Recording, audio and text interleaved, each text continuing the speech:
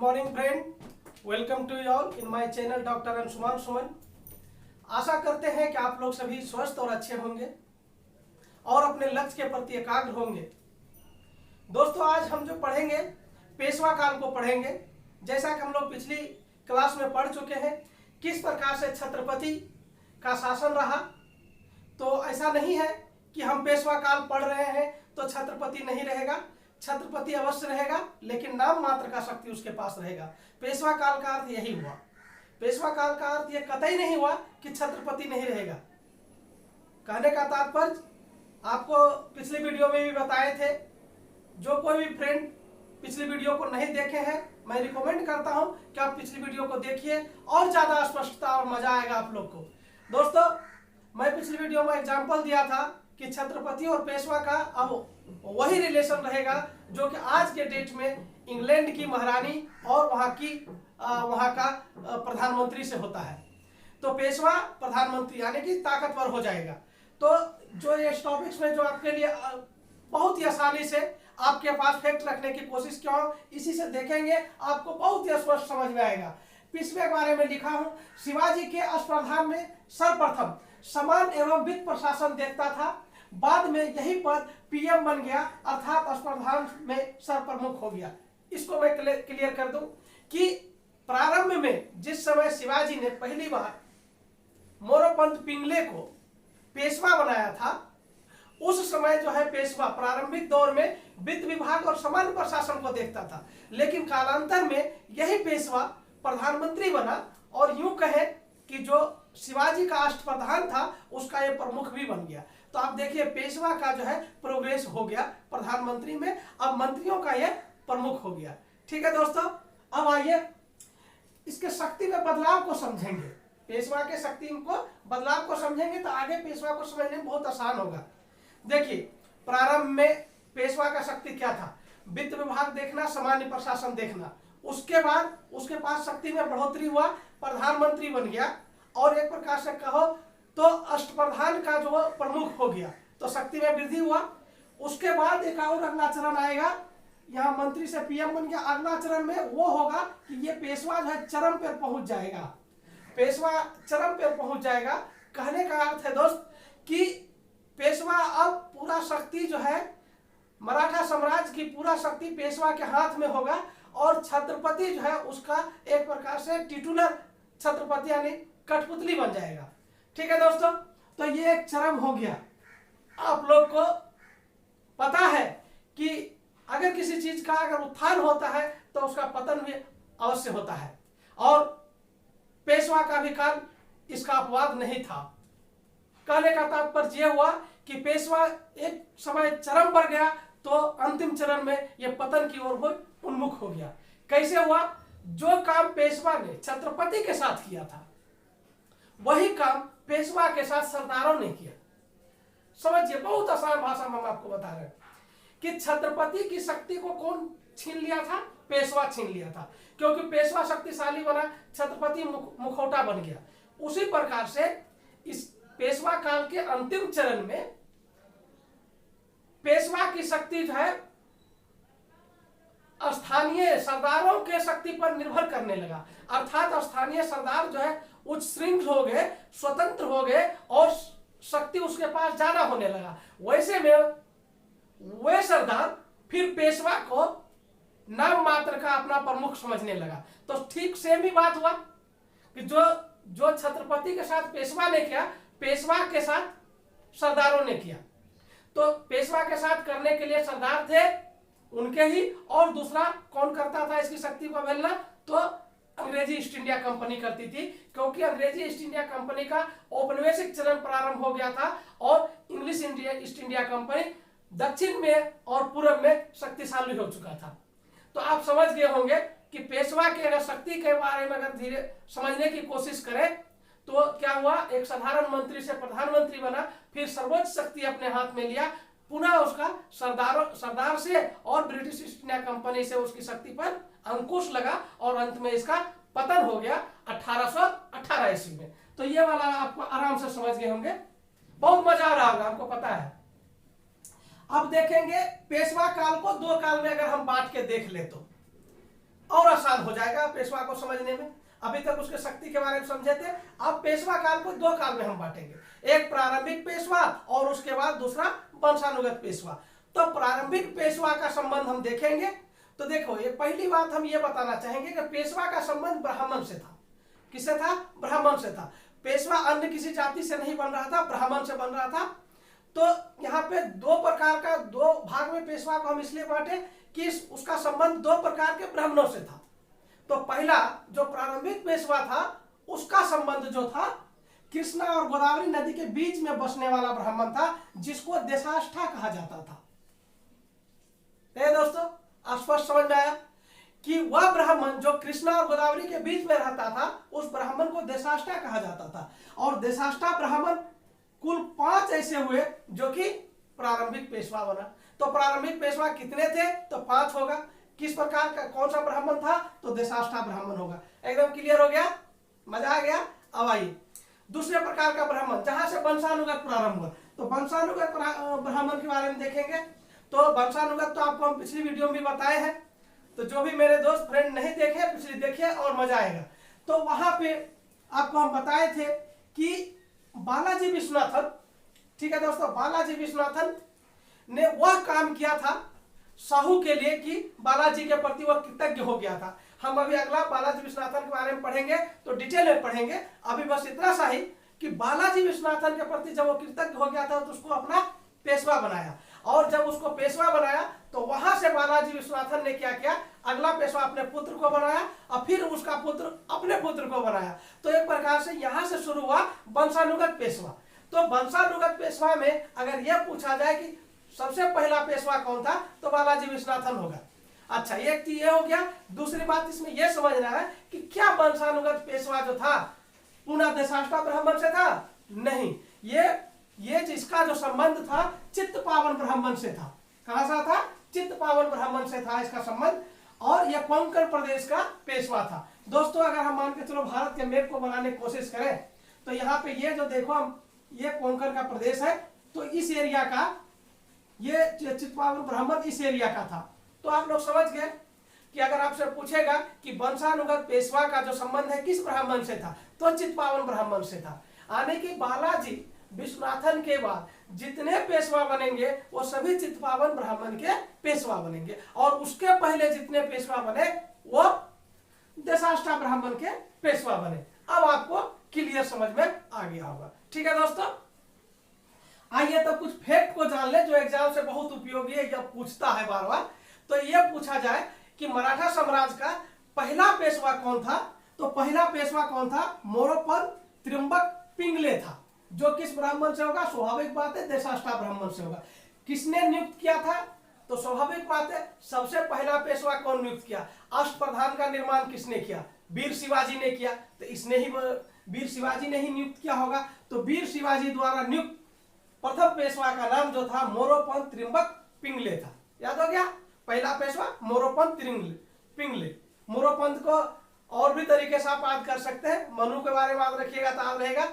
ठीक है, चलिए, भाट परिवार से जो पेशवा आया, तो ये जो चित्तपावन ब्राह्मण था ये भाट फैमिली का था दोस्तों। तो ज्यादा कंफ्यूज करने के नहीं, खाली एक वर्ड जोड़ के समझना है, चित्तपावन फैमिली या भाट फैमिली एक ही हुआ। भाट फैमिली या चित्तपावन फैमिली। तो भाट परिवार से आने वाला जो पेशवा हुआ उसका पहला पेशवा हुआ बालाजी विश्वनाथन। ठीक है दोस्तों, और अगर ओवरऑल पूछेगा कि सबसे अंतिम पेशवा कौन था, तो सबसे अंतिम पेशवा अगर विधिवत रूप से माना जाए तो बाजीराव द्वितीय था। 1818 ईस्वी में बाजीराव द्वितीय को पेशवा पद से हटा दिया गया, क्योंकि छत्रपति जो है अंग्रेजों के साथ संधि कर लिया और पेशवा पद को ही समाप्त कर दिया। तो अंतिम रूप से बाजीराव द्वितीय जो है अंतिम पेशवा बना। लेकिन इसके बाद इसका दत्तक पुत्र जो है नाना साहब, जिसको निर्वासित कर दिया गया था कहा? कानपुर में। ठीक है, तो उसके बारे में हम पढ़ेंगे। लेकिन अंतिम पेशवा अगर पूछा जाए तो बाजीराव द्वितीय होगा। ठीक है दोस्तों, अब जो है इसका जो है पेशवा का जो है हम सीरीज देख लेंगे तो इतना मजा आएगा कि और ज्यादा स्पष्ट हो जाएगा। तो अभी देखेंगे सीरीज। तो देखते हैं आरंभिक पेशवा का जो सीरीज है, उसके बाद जो है जहां से वंशानुगत प्रारंभ हुआ उस पेशवा का सीरीज देखेंगे। तो आरंभिक पेशवा में दोस्तों हम बताए थे देशाष्टा ब्राह्मण था, और प्रथम पेशवा भी हम बता चुके हैं मोरोपंत त्र्यंबक पिंगले था। 2, 3, 4 पे भी पेशवा है, उसका नाम जानने का आपको बहुत जरूरी नहीं पड़ेगा। हालांकि 5वां भी जरूरत नहीं है, फिर भी मैं लिख दिया आपके लिए। 5वां पेशवा था परशुराम कुलकर्णी, यानी पहला मोरोपंत त्र्यंबक पिंगले और 5वां परशुराम कुलकर्णी था। ध्यान दीजिएगा दोस्तों, ये देशाष्टा ब्राह्मण का अंतिम था। कौन?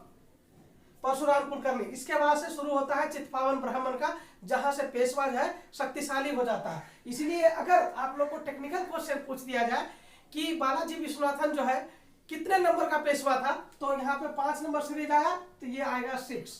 ठीक है, उसी प्रकार से आप सीरीज बढ़ा लीजिएगा तो इस प्रकार से आपको सीरीज मिल जाएगा, यानी टोटल आपको 12 पेशवा का सीरीज मिल जाएगा। ठीक है, तो समझ गए दोस्तों।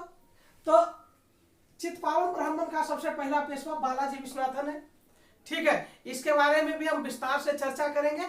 ठीक है, अभी बस इतने सा जानिए कि बालाजी विश्वनाथन की विशेषता था कि साहू का बहुत ही कृपा पात्र था, और इन्होंने बहुत ही बड़ा काम किया था कि मुगल के साथ समझौता करवाया था। विस्तार से हम बात करेंगे इसके अगले वीडियो में। ठीक है, तो उसके बाद बालाजी विश्वनाथन के बाद जो है उसका पुत्र बाजीराव प्रथम, आप लोग बाजीराव मस्तानी का नाम सुने होंगे। ठीक है, ये वही बाजीराव, पर उसमें जो रोल किया गया है बाजीराव का, वही बाजीराव, इसी बाजीराव की बात होता है फिल्म में। बाजीराव प्रथम है, जिसको लड़ाकू पेशवा कहा जाता था। ठीक है दोस्तों, इसका उपनाम भी कह सकते हैं लड़ाकू पेशवा। इसके बारे में भी विस्तार से चर्चा करना होगा, बहुत मजा आएगा। क्वेश्चन इन दोनों से सबसे ज्यादा आता है। ठीक है, उसके बाद जो अगला पेशवा आया वो देखिए, याद करना भी बहुत आसान है दोस्तों। बालाजी, फिर उसके बाद बाजीराव, फिर वही बालाजी आ गया, वहां विश्वनाथन था, यहाँ पे ये बाजीराव जुट गया। तो कैसे याद करिएगा, थोड़ा अपने आप को टेक्निकल माइंड बनाइए, कुछ ना कुछ सेट कीजिए। बालाजी विश्वनाथन था, ठीक है। उसके बाद बोसई बालाजी, बोसई बाजीगर, बाजीगर से याद रख लीजिएगा बाजीराव।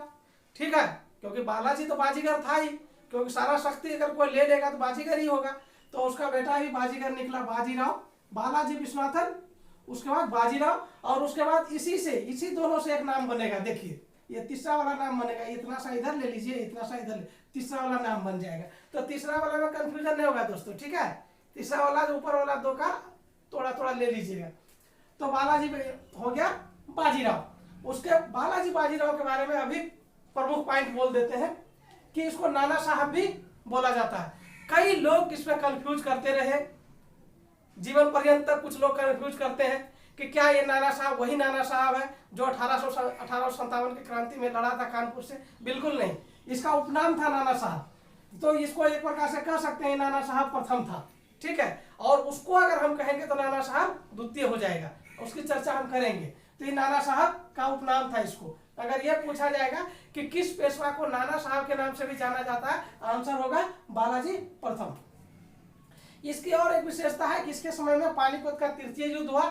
और इसकी विशेषता क्या है कि यहां से देखिए, प्रश्न हो गया है तो कुछ कॉम्प्लेक्सिटी रहता है जिसको हम क्लेरिफाई करना चाहते हैं। बालाजी विश्वनाथन के समय से ही वंश चला, यानी उसका पुत्र बना, फिर उसका पुत्र बना, वंश चलते रहा।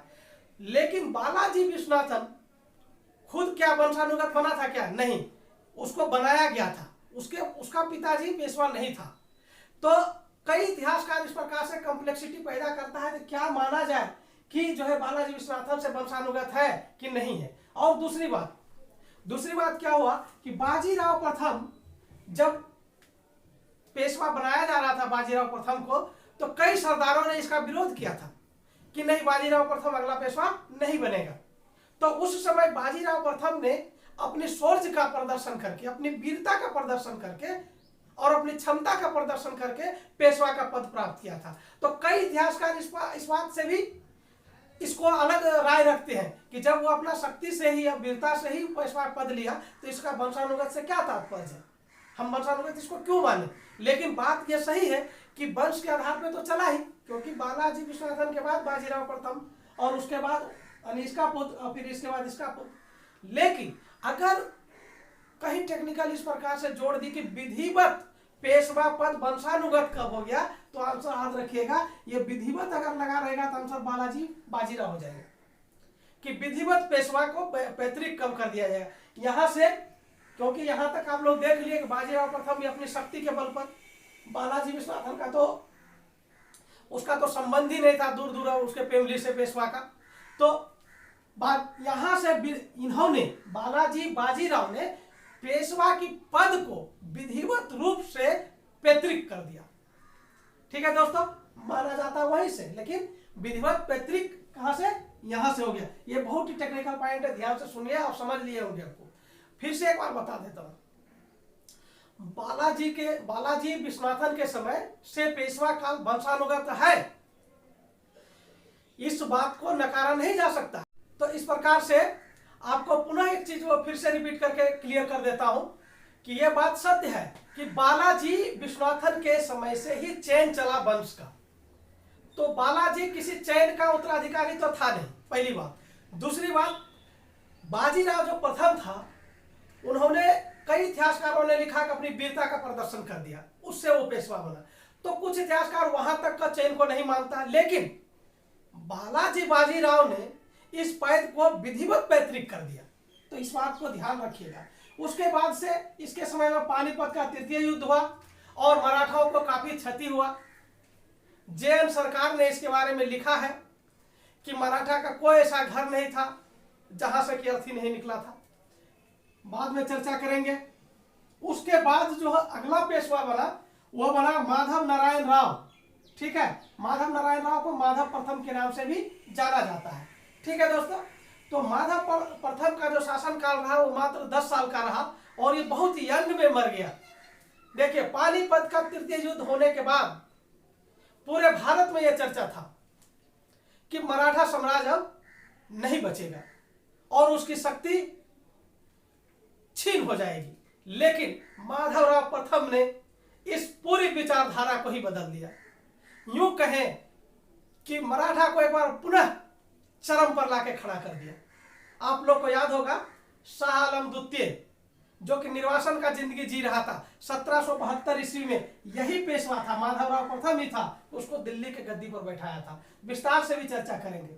उसके बाद से अचानक से इस पेशवा की मृत्यु हो गया और इस पेशवा की जब अचानक से मृत्यु हो गया तब इसका भाई बना, उसका नाम था नारायण राव। ये भी ज्यादा दिन तक नहीं रहा, हम इसका सीरीज बताएंगे एक बार। और ये नारायण राय की हत्या कर दिया गया। उसके बाद नारायण राव का एक बहुत ही बालिग पुत्र हुआ।